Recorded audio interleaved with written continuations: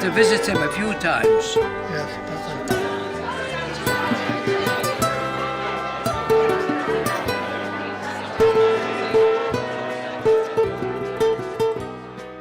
Our father, Henry Rose, who was Heinrich Rosegura, was one of the boys who was lifted from Prague in August 1945 to be taken to the safety of the UK. And this is really special and very memorable for us because it connects our father's past with our present and the next generation's future.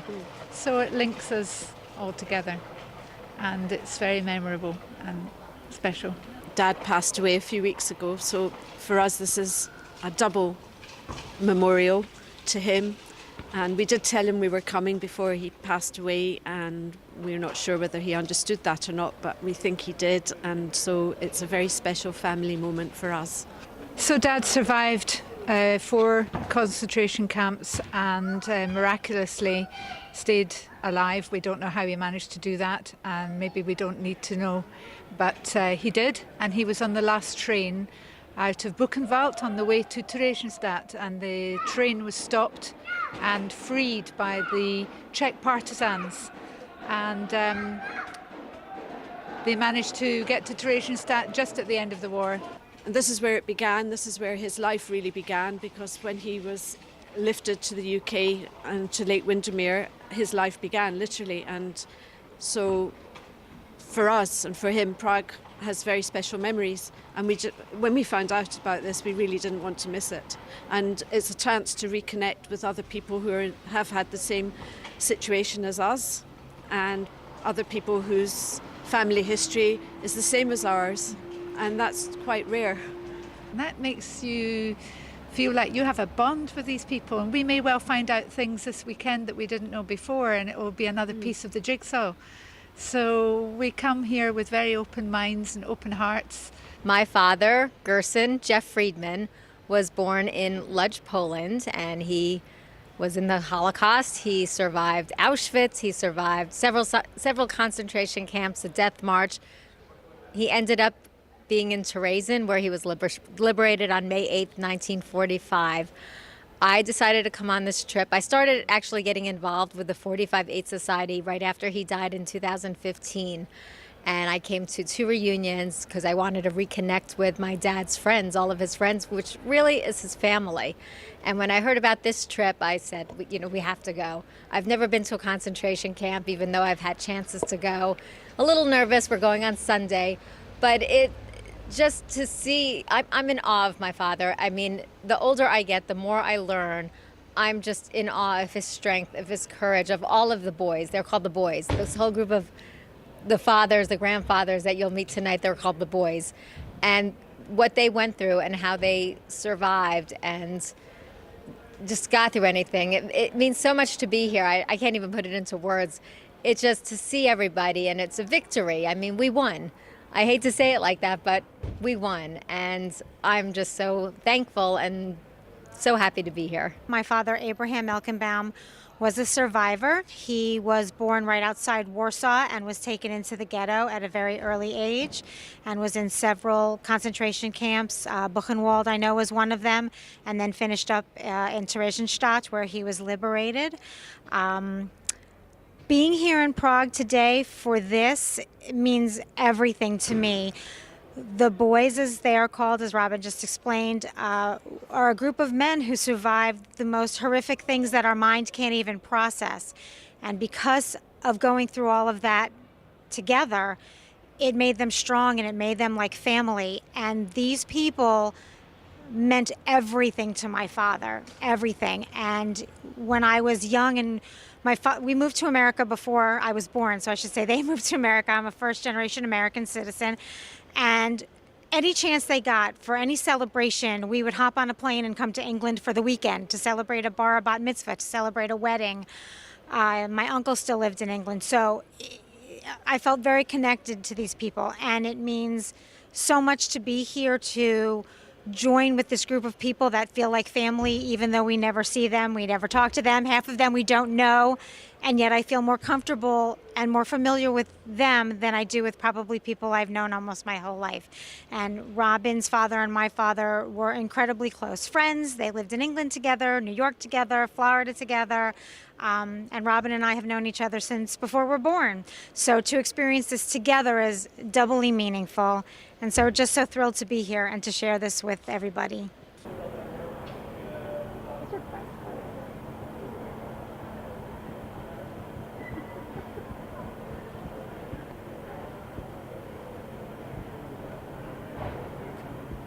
It's just amazing. It's amazing, first of all, that we all get together and to be here after such a long time with the second and third generations is just phenomenal.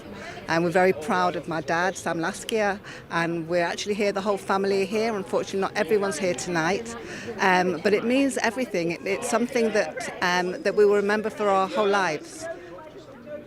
After so many years bringing my family here, I am absolutely delighted.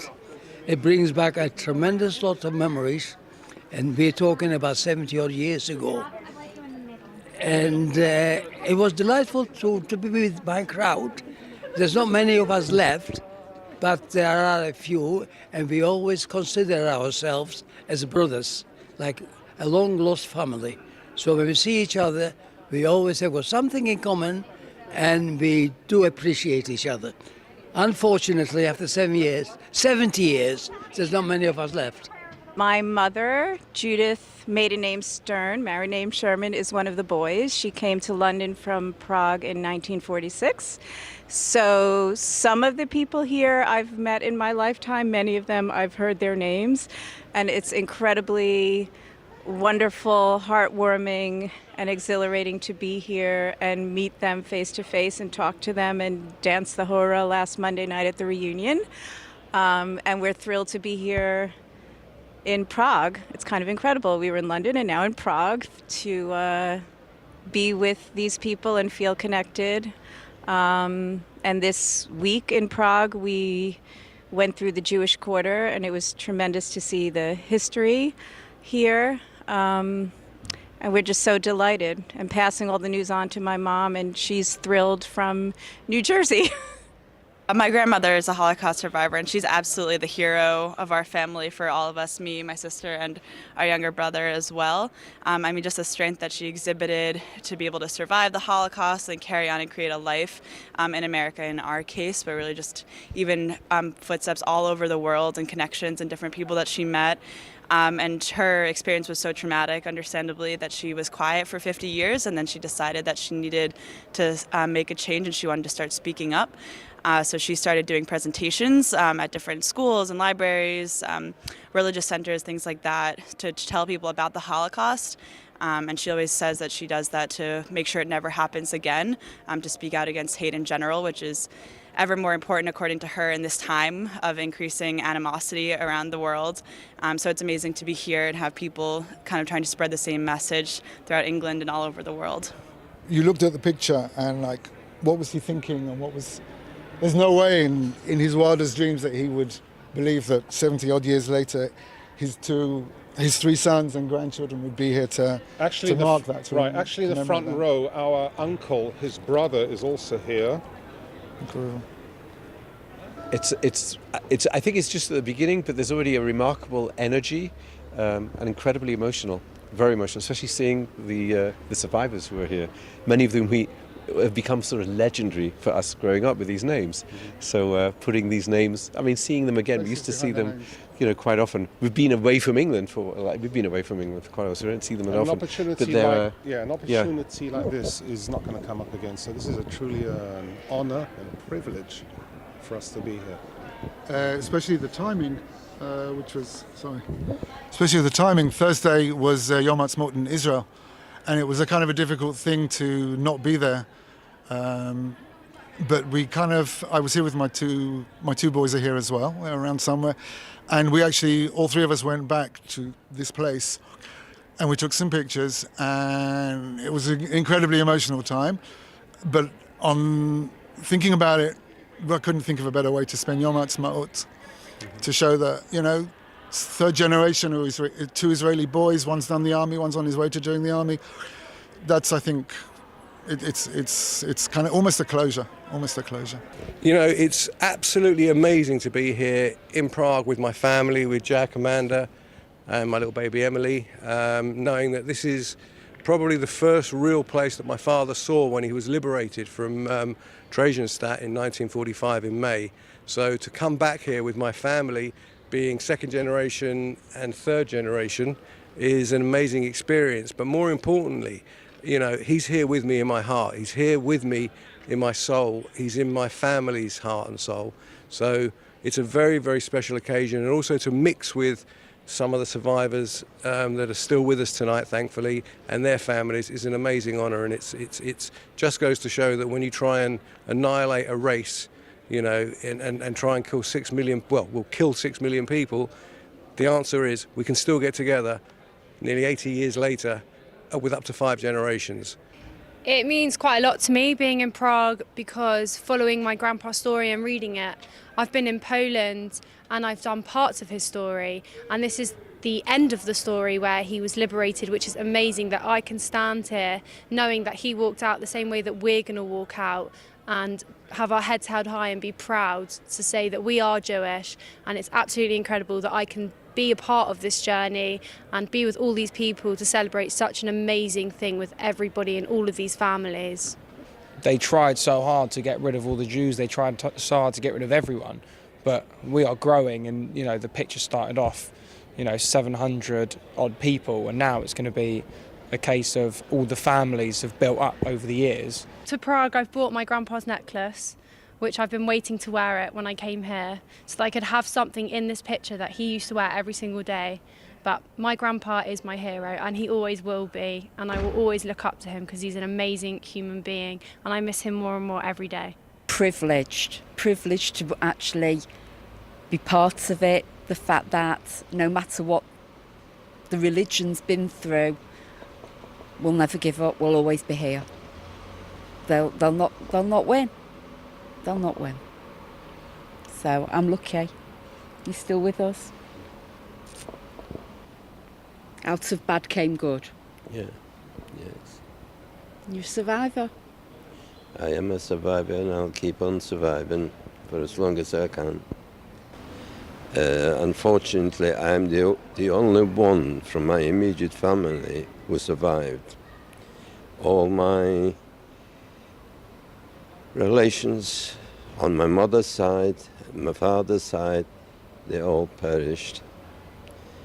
And I am proud to be alive and show to the world that there is life after all this. The reason why we were liberated in Theresienstadt is because we were on the transport, and we didn't know that at the time, but apparently the railway lines were being bombed and destroyed.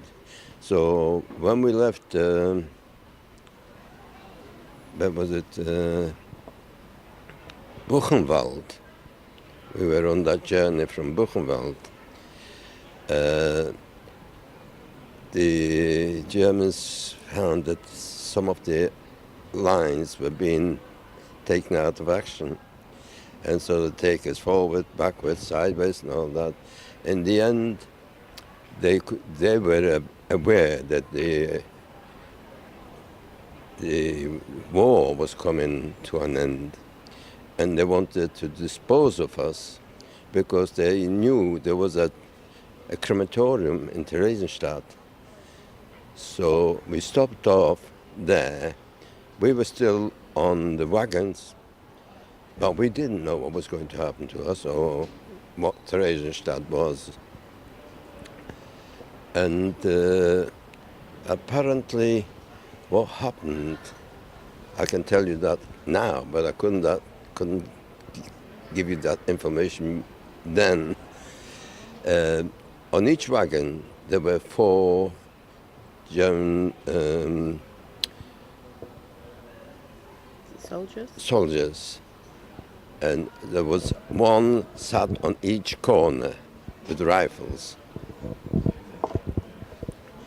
And we were sat there, and the next thing, people turn around and said, there's no guards, there's no guards, there's no guards, what's happening here?